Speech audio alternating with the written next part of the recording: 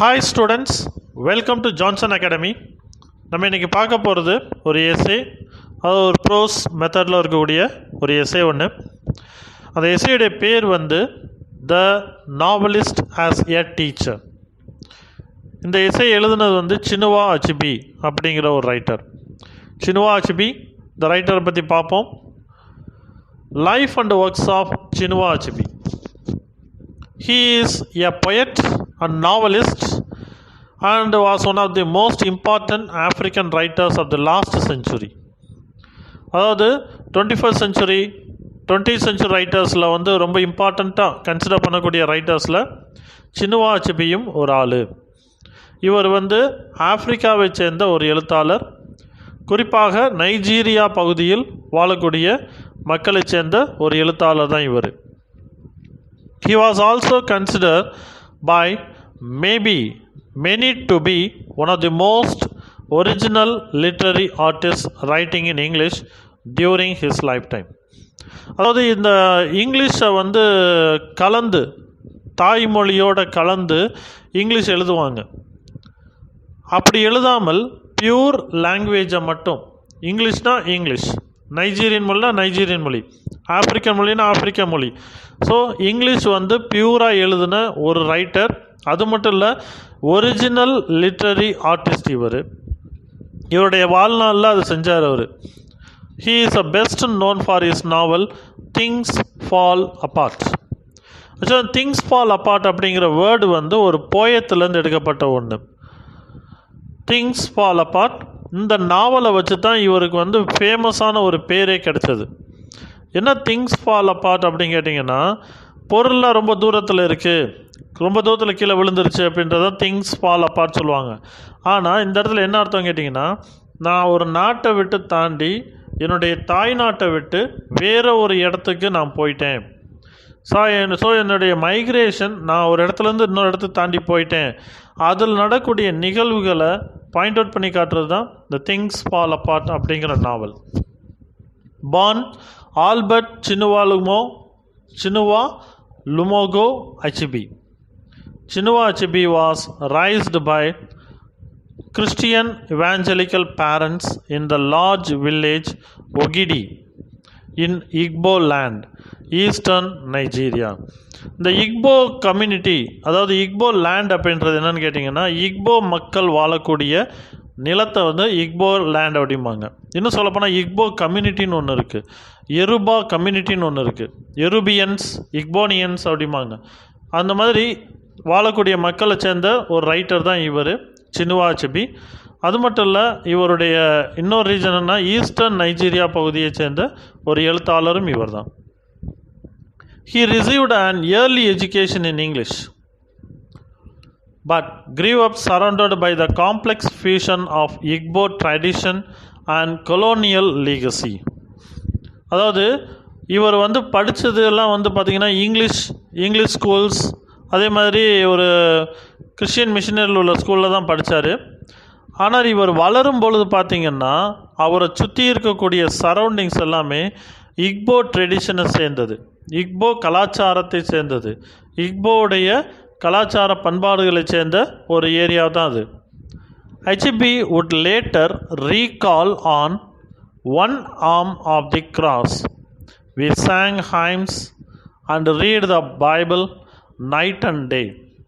On the other, my father's brother and his family, blinded by Hithism, offered food to idols morning yet on creation day. He studied at the University College, now the University of Ibadan. இபாடன் அப்படிங்கிற ஒரு பகுதியில் university college ஒன்று இருக்குது, அங்கே தான் இவர் படித்தார். ஆக்சுவலாக நைஜீரியாவையும் சரி ஆப்பிரிக்காவையும் சரி ரூல் பண்ணிகிட்டு இருந்தது யாருன்னு கேட்டிங்கன்னா British people. A British style university, originally intending to study medicine, but eventually changing his major to English, history and theology. இவருக்கு ரொம்ப இம்பார்ட்டண்ட்டாக, அதாவது ரொம்ப பர்பஸ்ஃபுல்லாக நான் படிக்கணும் அப்படின்னு ஆசைப்பட்டு இவர் செஞ்ச ஒரு விஷயம் என்னன்னு கேட்டால், மெடிசின் நான் படிக்கணும் ஆசைப்பட்டார். ஃபுல் அண்ட் ஃபுல் மெடிசின் தான் எனக்கு வேணும், நான் வந்து ஒரு எம்பிபிஎஸ் ஆகணும், ஒரு டாக்டர் ஆகணும் அப்படி முடிவு பண்ணார். ஆனால் அவருடைய அந்த தாட் வந்து அப்படியே வந்து சேஞ்ச் ஆயிடுச்சு. அந்த ஐடியா அப்படியே எதில் மாறிடுச்சுன்னு கேட்டிங்கன்னா, இங்கிலீஷ் சப்ஜெக்ட் மேலேயும், ஹிஸ்ட்ரி வரலாறு மேலேயும், தியாலஜி மதம் சார்ந்த படிப்பாக இருக்கக்கூடிய கிறிஸ்டியன் ரிலீஜியனை சம்மந்தப்பட்ட படிப்புக்கு இவருடைய ஐடியாஸ் மாற ஆரம்பிக்குது. ஆஃப்டர் கிராஜுவேஷன் இப்போ பிஏ மாதிரி அவர் ஒரு கிராஜுவேஷன் முடிச்சிருக்காரு. After graduating he went to work for Nigerian broadcasting company in Lagos. Nigeria broadcast கம்பெனிக்கு லாகோஸ் அப்படிங்கிற இடத்துல இவர் ஒர்க் பண்ண போகிறாரு. Later studied at the British broadcasting corporation staff school in London. அதுக்கப்புறம் இவர் லண்டனுக்கு போயிட்டார். இங்கிலாந்தில் போயிட்டு பிபிசின்னு சொல்கிறாங்க, British broadcasting corporation staff school in London, அங்கே வந்து அவர் படிக்கிறாரு. During this time HP was developing work as a writer. அந்த லண்டனில் இருந்துக்கிட்டு இருக்கும்போது தான், இந்த பிரிட்டிஷ் ப்ராட்காஸ்டிங் கார்பரேஷனில் ஒர்க் படிச்சுட்டு இருக்கும்போது தான் இவர் என்ன பண்ணுறாருன்னா டெவலப் பண்ணிக்கிறார். அவரே என்னவோ டெவலப் பண்ணிக்கிறாருன்னு கேட்டிங்கன்னா, ஒரு ரைட்டராக, ஒரு எழுத்தாளராக அவரே டெவலப் பண்ணிக்கிறாரு. Having been taught that Igbo values and cultures were inferior to those of Europeans, and finding in Western literature only caricatured stereotypes of Africans, he wanted to conceive of an African literature that would present African characters and society in their full richness and complexity. இப்போ இருக்கிற அந்த stereo type of ஆஃப்ரிக்கன்ஸை வந்து கம்ப்ளீட்டாக வந்து change பண்ணோம். He wants to modify, he wants to show that African literature is very much important and also it is a rich one. அதாவது பணக்காரங்க படிக்கக்கூடிய படிப்பில் ஆஃப்ரிக்கன் லிட்ரேச்சரையும் நம்ம வந்து படிப்பை கொண்டு போகணும், அந்த மாதிரி அவருடைய தாட் இருந்துட்டு வந்தது. Starting in 1950s he helped to found a new Nigerian literary movement. 1950 தான் இவர் வந்து புதுசாக ஒரு நைஜீரியன் லிட்ரரி மூமெண்ட்டை வந்து உருவாக்குறார். That drew on the oral tradition of Nigeria's indigenous tribes. ஆக்சுவலாக ட்ரைப்ஸ் அப்படின்னாலே மக்கள் வந்து இன்னும் சொல்லப்போனால் மலைவாழ் மக்கள் அப்படின்னு சொல்லுவாங்க, ட்ரைபல்ஸ். அந்த ட்ரைபல்ஸுடைய மக்களும் அவங்க வந்து படிக்கணும், அதே டயத்தில் அவங்களுக்கும் வந்து லிட்ரஸி தெரியணும் அப்படிங்கிறதுக்காக வேண்டி ஒரு புதுசாக ஒரு லிட்ரரி அசோசியேஷன் மூமெண்ட்டை உருவாக்குறாரு. அதுக்கு பேர் தான் நைஜீரியன் லிட்ரரி மூமெண்ட். ஆல்தோ ஹெச்பி wrote in English, he attempted to incorporate Igbo vocabulary and narratives. Igbo vocabularyயை இவர் வந்து கொடுக்குறாரு. அதே டயத்தில் அவருடைய நரேட்டாலஜி, கதை சொல்லும் விதத்தையும் இவர் வந்து அவருடைய நைஜீரியன் லிட்ரரி மூமெண்ட்டில் ரெக்கார்ட் பண்ணுறாரு. Things fall apart. இந்த நாவல் எழுதப்பட்ட வருஷம் 1958. Was is first novel and remains is best known work. It has been translated into at least 45 languages. இந்த திங்ஸ் ஃபால் அப்பார்ட் அப்படிங்கிற ஒர்க்கை வந்து 45 மொழிகளில் மொழிபெயர்க்கப்பட்டிருக்கு. ஆக்சுவலாக எழுதும்போது பார்த்திங்கன்னா நைஜீரியன் லாங்குவேஜ் எழுதுவாங்க, அதே லாங்குவேஜஸ் அப்படியே மாறும்பொழுது இங்கிலீஷ்க்கு மாறும். 45 லாங்குவேஜஸில் ட்ரான்ஸ்லேட் பண்ணியிருக்காங்க. And sold 8 million copies worldwide. 8 million copies, 8 million books வந்து இந்த திங்ஸ் ஃபால் அப்பார்ட் அப்படிங்கிற புக்கு வந்து உலகம் முழுக்க விற்றுருக்கு. Other novels include no longer at ease, அது எழுதின வருஷம் 1960. Arrow of God 1964. அதுக்கப்புறம் a man of people 1966. Many of his novels dealt with the social and political problems facing his country, including the difficulty of its post-colonial legacy. இவருடைய நாவல் எல்லாமே பார்த்திங்கன்னா சமுதாயத்தில் இருக்கக்கூடிய கஷ்டங்கள், சமுதாயத்தில் இருக்கக்கூடிய ப்ராப்ளம், சிக்கல்களை ஃபேஸ் பண்ணக்கூடிய நாவலாக தான் இருக்கும். அது மட்டும் இல்லாமல் பொலிட்டிக்கல் ப்ராப்ளம், அரசியலில் வந்து வரக்கூடிய தலையீடுக்கும் இந்த மாதிரி நாவல்ஸ் வந்து டீல் பண்ணுவாங்க அப்படின்றது தான். Facing is country including the difficulties of its post colonial legacy. இந்த கொலோனியலிசம் போஸ்ட் கொலோனியலிசம் ரெண்டும் சொல்லிடுறேன். Colonised countries of framing that. Post கொலோனியலிசம்ன்றது காலனைஸ்டு கண்ட்ரிஸ் ஃப்ரேம் பண்ணி அவங்களே லிட்ரேச்சர் உருவாக்கி ஒரு 10 years அல்லது 20 yearsக்கு அப்புறம் பார்த்திங்கன்னா அது போஸ்ட் கொலோனியல் லிட்ரேச்சராக மாற ஆரம்பிக்கும். Colonized peoples are framing their own culture. Post-colonized peoples are framing their native culture. அவங்களுடைய நேட்டிவ் கல்ச்சரை கொண்டு வரணும் அப்படின்னு சொல்லி முடிவு பண்ணுறாங்க. HB became active in Nigerian politics in 1960s. இவர் அரசியலையும் இருந்திருக்காரு, நைஜீரியாவுடைய அரசியல்லையும் இவர் இருந்திருக்காரு. 1960. He left his career in radio in 1966 during the national unrest and violence that led to the Biafra War in 1967. When Biafra, an eastern region in Nigeria, Biafra அப்படிங்கிற பகுதியில் ஒரு சண்டை நடந்தது. அதுக்கு வந்து என்ன சொல்கிறாங்க, he left his career, அவருடைய வேலையை விட்டுட்டார் in radio 1966. அது எப்போ நடந்ததுன்னு கேட்டிங்கன்னா, இந்த பயாஃப்ரா வார் நடக்கும்போது இவர் 1966 அந்த வேலையை விட்டுட்டார். when Biafra, an eastern region in Nigeria, declared independence. அப்போ தான் பயாஃப்ரா பகுதியை வந்து சுதந்திரம் அடைஞ்ச நாடாக வந்து அறிவிக்கிறாங்க, சுதந்திரம் அடைஞ்சதாக பிரபலம் பண்ணுறாங்க. அதுவும் ஈஸ்டர்ன் ரீஜனில் நைஜீரியாவில். ஏன்னா இவர் பிறந்ததும் அதே நைஜீரியா பகுதியில் தான். that year he spent 30 months traveling Europe and USA advocating for the new country. United ஸ்டேட்ஸுக்கும் யூரோப்புக்கும் இவர் ட்ராவல் பண்ணிட்டே இருந்தார். ஏன்னு கேட்டால் அந்த நைஜீரியா, அந்த யூரோப்பியன் கண்ட்ரியை தனி நாடாக்கணும், புதுசாக ஒரு நாடை உருவாக்கணும், அதுக்கு என்னென்ன செய்யணுங்கிறதெல்லாம் அவர் வந்து அந்த வருஷத்தில் ஸ்பெண்ட் பண்ண ஆரம்பித்தார். During this period he produced several short stories dealing with the complex realities of the Nigerian civil war. The best known of these stories is Civil Peace. இந்த காலகட்டத்தில் இவர் எழுதின நிறைய குறுங்கதைகள், இந்த குறுங்கதைகள் எல்லாம் எதை பற்றி டீல் பண்ணியிருக்கு, எதை பற்றி சொல்லியிருக்கீங்க கேட்டிங்கன்னா, complex realities. What is a complex reality? Black and white racism problem. அதே டயத்தில் நைஜீரியாக்குள்ளே அவங்களுடைய கம்யூனிட்டி பீப்புளே நிறைய ப்ராப்ளம் இருக்குது. ஸோ அந்த complex realities even we can say that upper class and lower class அந்த காம்ப்ளெக்ஸோடு இருக்கலாம், ரேஸ் ப்ராப்ளமோடு இருக்கலாம், white race and black race அந்த காம்ப்ளெக்ஸோடு இருக்கலாம். அதை வந்து realities of the Nigerian civil war, இதை வந்து இவர் எந்த ஷார்ட் ஸ்டோரியில் மேக்ஸிமம் சொல்லிக்காருன்னு கேட்டிங்கன்னா, சிவில் பீஸ் அப்படிங்கிற ஒரு குறுங்கதையில் சொல்லியிருக்கார் இவர்.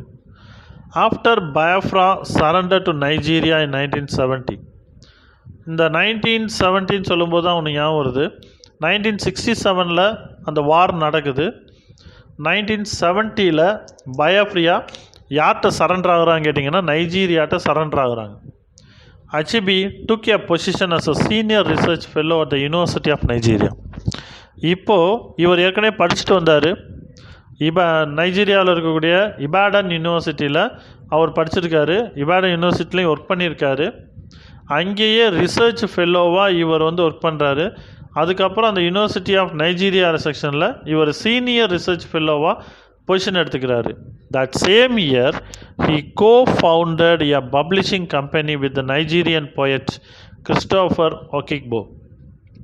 அடுத்த ஒரு நைஜீரியன் பொயட், இவர் நாவலிஸ்ட். சின்னுவா அச்சிபின்றவர் நாவலிஸ்ட்டு. ஆனால் இங்கே ஒரு பொயட்டை பார்க்க முடியும், கிறிஸ்டோஃபர் ஒகிக்போ. இவரோட சேர்ந்து கோஃபவுண்ட் ஆகி என்ன பண்ணுறாரு, நிறைய பப்ளிஷ் பண்ண ஆரம்பிக்கிறாரு போயம் எல்லாம்.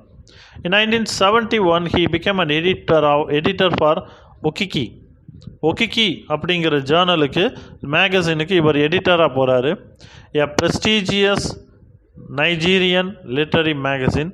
In 1984, he founded Ivandi Ibo, a bilingual publication dedicated to Igbo cultural life. இந்த இக்போ கல்ச்சரை பற்றி இவர் பெருசாக சொல்லும்போது தெரிய வேணாமா, இவர் தான் இக்போ கல்ச்சரை சேர்ந்த ஒரு எழுத்தாளர் அப்படிங்கிறதுக்கு. அந்த இக்போ கல்ச்சரில் இவர் பைலிங்குவல் பப்ளிகேஷன், அதாவது நேட்டிவ் லாங்குவேஜையும் யூஸ் பண்ணியிருப்பார், அதே டயத்தில் இங்கிலீஷ் லாங்குவேஜும் யூஸ் பண்ணியிருப்பார். அந்த பைலிங்குவல் பப்ளிகேஷனை எதில் பார்க்கலாம் கேட்டிங்கன்னா இவான் டி இபோ அப்படிங்கிற ஒர்க்கில் பார்க்கலாம். Achebe's university career was extremely successful. He was made emeritus professor at the University of Nigeria in 1985. 1985 university of நைஜீரியாவில் இவர் வந்து ப்ரொஃபஸராக வந்து ஜாயின் பண்ணுறாரு. He was made at that one. He taught at the university of Massachusetts and university of Connecticut and he received over 20 honorary doctorates from universities around the world. அதாவது இவருக்கு வந்து 20 honorary doctorates கொடுத்துருக்காங்க பல யூனிவர்சிட்டியிலேருந்து, உலகத்தில் இருக்கக்கூடிய பல யூனிவர்சிட்டியிலேருந்து இவருக்கு அவார்டு கொடுத்துருக்காங்க. He also received Nigeria's highest honor for intellectual achievement. அதாவது புத்தி கூர்மையாக செயல்பட்டதுக்கு நைஜீரியாவில் கூடிய ஹையஸ்ட் அவார்டாக என்ன அவார்டு இருக்குது அப்படின்னு கேட்டிங்கன்னா நைஜீரியன் நேஷ்னல் மெரிட் அவார்டு. இந்த அவார்டு அவ்வளோ சீக்கிரத்தில் கிடைக்காது. ஏன்னா இந்த நைஜீரியாவை பற்றியும் வெளியே சொல்லணும், நைஜீரியாவுடைய ப்ராப்ளத்தை பற்றி வெளியே சொல்லணும், அவருடைய ரைட்டிங்ஸ் வந்து அதை எக்ஸ்ப்ரெஸ் பண்ணணும். அது மட்டும் இல்லை, இன்டர்னல் கான்ஃப்ளிக்ட் என்ன இருக்குது, எக்ஸ்டர்னல் கான்ஃப்ளிக்ட் என்ன இருக்குது, இதை எல்லாத்தையும் ஞாபகம் வச்சு ஒரு ரெக்கார்டாக மெயின்டைன் பண்ணி அவருடைய ஒர்க்கில் பப்ளிஷ் பண்ணணும். அப்படி பப்ளிஷ் பண்ணி மக்கள் அதிகமாக படிக்க ஆரம்பித்தாங்க அப்படின்னா அதை வந்து இன்டலெக்சுவல் அச்சீவ்மெண்ட் அப்படிங்கிற மாதிரி கொண்டு போவாங்க. இவரை வந்து ரொம்ப பெருமைப்படுத்துறதுக்கும் இவரை வந்து ஒரு அவார்டு கொடுக்கணும், அவரை வந்து நம்ம பெருமைப்படுத்தி கொண்டு போகணும் அப்படிங்கிறதுக்காக வேண்டி நைஜீரிய அரசாங்கமே அவருக்கு வந்து நைஜீரியன் நேஷ்னல் மெரிட் அவார்டு அப்படிங்கிற அவார்டு கொடுக்குறாங்க. இந்த வருஷம் வந்து இவர் கொடுக்குற வருஷம் வந்து 1987. His novel Ant Hills of Savannas was shortlisted for the Booker McConnell Prize that same year. இவருக்கு 1987 நைஜீரியன் நேஷ்னல் மெரிட் அவார்டு மட்டும் இல்லாமல் இவருடைய இன்னொரு நாவலான ஆன்டி ஹில்ஸ் ஆஃப் சவானாஸ் அப்படிங்கிற நாவல் வந்து ஷார்ட்லிஸ்ட் ஆகி அதுக்கும் ப்ரைஸ் கிடச்சிருக்கு. அந்த ப்ரைஸுடைய பேர் வந்து புக்கர் மேக்கொனல். அதே வருஷத்தில் 1987 2 ப்ரைஸ் அவருக்கு. ஒன்று நைஜீரியன் நேஷ்னல் மெரிட் அவார்டு, இன்னொன்று வந்து புக்கர் மேக்கொனல் ப்ரைஸ் அவார்டு. இந்த புக்கர் மேக்கொனல் ப்ரைஸ் அவார்டு எதுக்குன்னு கேட்டிங்கன்னா ஆன்டி ஹில்ஸ் ஆஃப் த நாவல் அப்படிங்கிற நாவலை எழுதுனதுக்காக ஷார்ட்லிஸ்ட் பண்ணி கொடுத்துருக்காங்க. Achebe was married and had 4 children. இவருக்கு கல்யாணம் ஆயிடுச்சு, இவருக்கு 4 குழந்தைங்க இருக்காங்க. He last lived in the United States. இவர் கடைசியாக இவர் வாழ்ந்த நாட்கள் எதுன்னு கேட்டிங்கன்னா United States, where he held a teaching position at Bard college until 2009. 2009 வரைக்கும் லண்டனில் இருக்கக்கூடிய யூஎஸில் இருக்கக்கூடிய பார்டு காலேஜ் அப்படிங்கிறதெல்லாம் இவர் ஒர்க் பண்ணார், டீச்சிங் ப்ரொஃபஷனாக ஒர்க் பண்ணார். When he joined Brown University as a professor of African studies. In the later years, he also served as Goodwill Ambassador for the United Nations Population Fund. இவர் வந்து அந்த teaching ப்ரொஃபஷனாக மட்டும் இல்லாமல் professor of American ஸ்டடீஸாக ஆப்ரிக்கானா ஸ்டடீஸாக மட்டும் இல்லாமல் இந்த later years பிற்காலத்தில் இவர் வந்து என்னவா வேலை பார்த்துருக்காருன்னு கேட்டிங்கன்னா குட்வில் அம்பாசிடர், அதாவது தூதுவர் மாதிரி ஒர்க் பண்ணியிருக்காரு for the United Nations population fund. இந்த போர்டுக்காக இவர் வேலை பார்த்துருக்காரு. He continued writing through out his life. இவருடைய வாழ்க்கையில் வந்து ஃபுல் அண்ட் ஃபுல் ரைட்டிங் தான் கண்டினியூஸாக இருந்துகிட்டே இருக்குது. ஏன்னா அந்த எழுத்தாளர்களுக்கு அவ்வளோ சீக்கிரத்தில் வந்து அவங்க ஸ்டாப் பண்ணவே முடியாது. நீங்கள் நியூஸ் ரிப்போர்ட்டர்ஸ், மேகசின் ரைட்டர்ஸ், அதே மாதிரி நம்ம பொயட்டு, நாவல் ரைட்டர்ஸ், ட்ராமா ரைட்டர்ஸ்லாம் பார்த்திங்கன்னா அவங்களுடைய எழுத்தை வந்து நிப்பாட்ட முடியாது. அந்த எழுத்து வந்து கண்டினியூஸாக நடந்துக்கிட்டே இருக்கும். அவங்களால அதை ஸ்டாப் பண்ணணும்னு நினச்சாலும் they cannot stop it that. He continued writing throughout his life, producing both fiction and non-fiction and winning awards like the Booker Prize, International Prize in 2007. His final published work was literary autobiography. இவருடைய கடைசி புக்காக இருக்கக்கூடியது literary autobiography. There was a country, a personal history of Biafra. Chinua Achebe was died in the year 2013 of an undisclosed illness in Boston. கடைசியில் இவர் 2013 இவர் இறந்து போயிட்டார். Okay, நம்ம இதுவரைக்கும் நம்ம பார்த்தது என்னன்னு கேட்டிங்கன்னா சினுவா அச்சீபியுடைய பயோகிராஃபியை பார்த்தோம். இதுக்கப்புறம் வரக்கூடிய வீடியோஸில் சினுவா அச்சீபி எழுதின ஒர்க்கை நம்ம பார்ப்போம். Novelist as a teacher. உங்களுக்கு எங்களுடைய சேனல் பிடிச்சிருந்தது அப்படின்னா மறக்காமல் எங்களுடைய சேனலை சப்ஸ்கிரைப் பண்ணுங்கள். பக்கத்தில் இருக்க பெல் ஐக்கான் அழுத்திடுங்க. உங்கள் ஃப்ரெண்ட்ஸ் எல்லாத்துக்கும் ஷேர் பண்ணுங்கள். உங்கள் கமெண்ட்ஸ் பாக்ஸில் ப்ளேஸ் பண்ணுங்கள். தேங்க்யூ.